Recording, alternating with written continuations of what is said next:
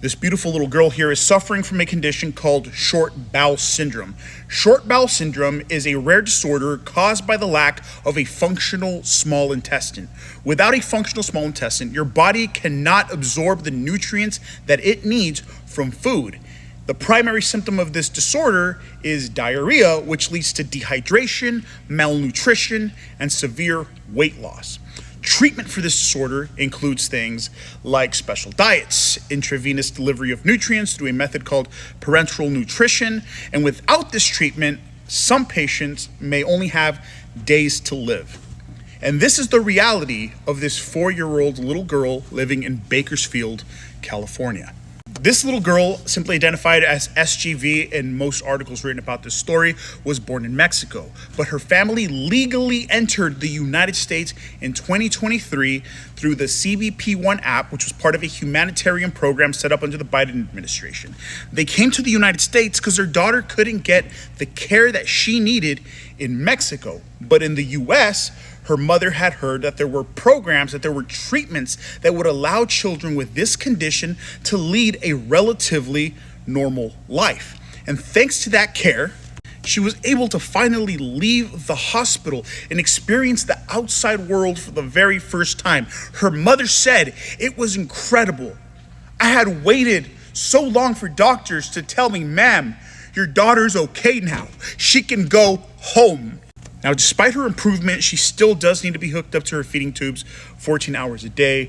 The feeding system that she's currently on can be tucked into a backpack that she can take with her when she's out on the go. However, if her nutrition system is interrupted, even briefly, her doctors say that it could be fatal within days. Now tell me, when you hear this story, does this sound like a criminal? Does this little girl pose a threat to national security? Do her parents, working tirelessly to make ends meet while keeping their daughter alive, pose a threat to national security? No sane person would say yes. So why the fuck in April did the Trump administration send this family a letter telling them that their status was being revoked and that they needed to self-deport? And I know some of you are going to say, "Oh, Ivan, it's because it was a temporary humanitarian permission to enter the United States, not permanent." Oh, really? A humanitarian permission? Then the humanitarian thing to do in this situation is extended, because this little girl will die if she's forced to leave. And that's not speculation. That's her mental reality. But no, instead the Trump administration is threatening this family with deportation, a move that will guarantee the death of this child, because she will not be able to receive adequate care for her condition if she is deported. The Trump administration said that deportations, that their immigration policies would focus on the worst of the worst. And instead, we've seen them target people with no criminal records, and US citizens, children, cancer patients, no less.